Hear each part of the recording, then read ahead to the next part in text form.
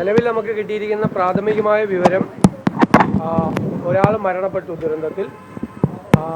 7 പേര് ആശുപത്രിയിലാണ്, 7 പേര് മിസ്സിംഗ് ആണ്, അവരെ കാണാതായിട്ടുണ്ട്. അപ്പോൾ ആദ്യം തന്നെ മീനങ്ങാടിയിൽ നിന്നുള്ള നമ്മുടെ ഫോഴ്സ് അവിടെ എത്തിച്ചേർന്നിട്ടുണ്ട്. കോഴിക്കോട് നിന്നുള്ള ഫോഴ്സ് കൂടി എത്തിച്ചേരും. പോലീസും ഫയർഫോഴ്സും അടക്കമുള്ള സംസ്ഥാന പോലീസിൻ്റെ സംവിധാനങ്ങളെല്ലാം ഉണ്ട്. അതുപോലെ തൃശ്ശൂരിൽ നിന്ന് ഡിഫൻസിൻ്റെ ഒരു സെക്യൂരിറ്റി ഫോഴ്സ് റെഡിയാക്കി നിർത്തിയിട്ടുണ്ട്. എല്ലാ സംവിധാനങ്ങളും അവിടെ വളരെ പെട്ടെന്ന് എത്തും. ഇത് മുൻകൂട്ടി ഈ മണ്ണ് നീക്കം ചെയ്യണം എന്ന് ആവശ്യപ്പെട്ടിട്ടുള്ളതായിരുന്നു. ജില്ലാ കളക്ടറും ഡിസാസ്റ്റർ മാനേജ്മെൻറ്റ് അതോറിറ്റിയുടെ ചെയർമാനും 20-ാം തീയതി തന്നെ ഉത്തരവിറക്കി ഇതെല്ലാം നീക്കം ചെയ്യണമെന്ന് പറഞ്ഞിരുന്നതാണ്. PWD മന്ത്രി യോഗം ചേർന്ന് ഇത് അടിയന്തരമായി നീക്കം ചെയ്യണം എന്ന് കോൺട്രാക്ടർമാരെ അറിയിച്ചിട്ടുള്ളതായിരുന്നു നേരത്തെ തന്നെ. പക്ഷേ അവർ അതിൻ്റെ കരാറുകാർ ഡിസാസ്റ്റർ മാനേജ്മെൻറ്റ് അതോറിറ്റിയുടെയും ജില്ലാ കളക്ടറുടെയും മന്ത്രിയുടെയും നിർദ്ദേശം അവർ പാലിച്ചില്ല. കനത്ത മഴ ഉണ്ടായിരുന്നു എന്നാണ് റിപ്പോർട്ട്. രാവിലെ 225 സെൻറ്റിമീറ്റർ മഴ പെയ്തു എന്നുള്ളതാണ്. ഇപ്പോഴും മഴയുണ്ട്, വലിയ മഴയല്ലെങ്കിലും രക്ഷാപ്രവർത്തനത്തിന് പ്രയാസം ഉണ്ടാക്കുന്ന തരത്തിലുള്ള മഴയുണ്ട്. ഇതൊരു ചെളി കലർന്ന മണ്ണാണ്. അവിടുത്തെ മണ്ണിൻ്റെ ഘടന വളരെ വ്യത്യാസമാണ്. അതിങ്ങനെ സ്ക്രാപ്പ് ചെയ്താണ് വെച്ചിരുന്നത്. അത് നിലനിൽക്കുന്നതല്ല എന്ന് ഡിസാസ്റ്റർ മാനേജ്മെൻറ്റ് അതോറിറ്റി അവിടെ പോയി തന്നെ കണ്ടു പരിശോധിച്ച് ബന്ധപ്പെട്ടവർക്ക് അവിടെ ആവശ്യപ്പെട്ടിരുന്നതാണ്. ഒരു കരാറുകാരാണ് അത് നീക്കം ചെയ്യായിരുന്നത്. എന്തായാലും വളരെ ദൗർഭാഗ്യകരമായ ദുരന്തമാണ്. ദുരന്തത്തിൽപ്പെട്ടവരെ രക്ഷപ്പെടുത്താൻ വേണ്ടിയിട്ടുള്ള ശ്രമങ്ങൾ നടത്തിക്കൊണ്ടിരിക്കുക. അലർട്ടിന്റെ കാര്യത്തിൽ എന്തെങ്കിലും കൺഫ്യൂഷൻ ഉണ്ടായിരുന്നോ? കാരണം കഴിഞ്ഞ ദിവസങ്ങളിൽ അവിടെ യെല്ലോ അലർട്ട് ആയിരുന്നു, പക്ഷേ റെഡ് അലർട്ടിന് സമാനമായ രീതിയിലുള്ള മഴ ലഭിക്കുകയും ചെയ്തു. പക്ഷേ റെഡ് അലർട്ട് പ്രഖ്യാപിച്ചിരുന്നില്ല. യെല്ലോ അലർട്ടാണ് പ്രഖ്യാപിച്ചിട്ടുള്ളത്. അലർട്ടിന്റെ പ്രശ്നമല്ല, മണ്ണ് കൂട്ടിയിട്ടിരിക്കുന്ന മണ്ണ് മാറ്റാത്തതല്ലേ പ്രശ്നം. 225 സെൻട്രൽ ഗവൺമെന്റിന്റെ പോളിസി അനുസരിച്ചിട്ടുള്ള ഇതാണ് ഡിക്ലെയർ ചെയ്തിരിക്കുന്നത്. ഇനി എന്തെങ്കിലും വിശദാംശങ്ങൾ ഉണ്ടെങ്കിൽ നമുക്ക് നോക്കാം. ഇത് പ്രാഥമികമായ വിവരങ്ങളാണ് ഞാൻ പറഞ്ഞത്. പ്രാഥമികമായി കിട്ടിയ ഞാൻ ചോദിക്കട്ടെ, അവിടെ ഈ മണ്ണ് കൂട്ടിയിട്ടിരിക്കുന്നതാണ് പ്രശ്നം.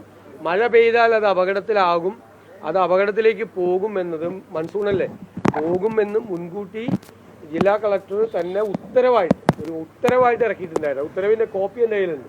20-ാം തീയതി തന്നെ ഇറക്കിയതാണ്. പിന്നീട് PWD മിനിസ്റ്റർ പോയിട്ട് അവിടെ യോഗം ചേർന്നതാണ്. അവിടെ റവന്യൂ സെക്രട്ടറി കൂടി പങ്കെടുത്ത യോഗമെല്ലാം നടന്നതാണ്. ഗവൺമെൻറ്റിൻ്റെ ഭാഗത്തു നിന്നും ഡിസാസ്റ്റർ മാനേജ്മെൻറ്റ് അതോറിറ്റിയിൽ നിന്നും അവർ ചെയ്യാൻ കഴിയുന്ന എല്ലാം ഇത് ചെയ്തിട്ടുണ്ടായിരുന്നു.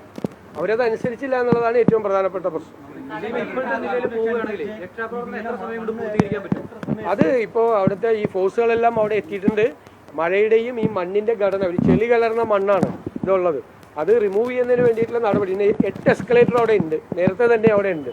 അതുകൊണ്ട് മണ്ണ് നീക്കം ചെയ്യാനുള്ള വേറെ പ്രശ്നങ്ങളൊന്നുമില്ല. എക്യുപ്മെൻസിൻ്റെ അഭാവമൊന്നും ഉണ്ടാവില്ല, ഫോഴ്സിൻ്റെ അഭാവമൊന്നും ഉണ്ടാവില്ല. ഇപ്പോൾ കോഴിക്കോട് നിന്നുള്ള ഫോഴ്സ് കൂടി എത്തും. അതിന് മുമ്പ് പോലീസും ഫയർഫോഴ്സും എല്ലാവരും ഉണ്ട്. അപ്പോൾ അത് ട്രെയിൻഡ് ആയിട്ടുള്ള ഫോഴ്സ് തന്നെയാണ് അത് പോയിരിക്കുന്നത്. അവർ എത്രയും പെട്ടെന്ന് നീക്കം ചെയ്യും. പിന്നെ സമയം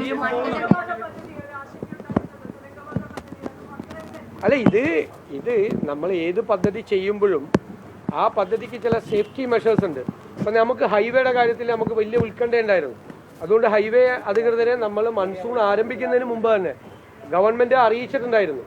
എല്ലാ ജില്ലാ കളക്ടർമാർക്കും നമ്മൾ അതിൻ്റെ ജില്ലാ കളക്ടർമാരുടെ യോഗം ചേർന്ന് അവർക്ക് നിർദ്ദേശം കൊടുത്തിട്ടുണ്ടായിരുന്നു. എല്ലാ പ്രോൺ സ്പോട്ടിലും പോയി ജില്ലാ കളക്ടർമാർ തന്നെ ഹൈവേ പണിയുന്നതിൻ്റെ പോയി അന്വേഷിച്ചിരുന്നു.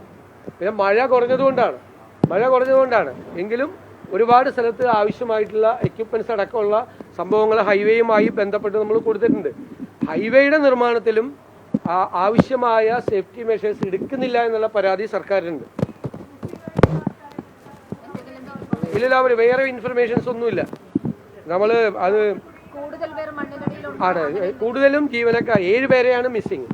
അപ്പോൾ അവരെ കുറിച്ച് അവർ പണിക്കാരാണ്. അപ്പോൾ അവരെക്കുറിച്ചുള്ള വിവരങ്ങൾ നമ്മൾ ശേഖരിക്കുന്നേ. ഞാൻ പ്രാഥമികമായ വിവരമാണ് ഞാൻ പറഞ്ഞത്. ബാക്കിയുള്ള വിവരങ്ങൾ ശേഖരിച്ചു വരുന്നു. ഇപ്പോൾ 2 മിനിസ്റ്റേഴ്സിനെ ഇപ്പോൾ നമ്മൾ അയക്കുകയാണ് അങ്ങോട്ട്.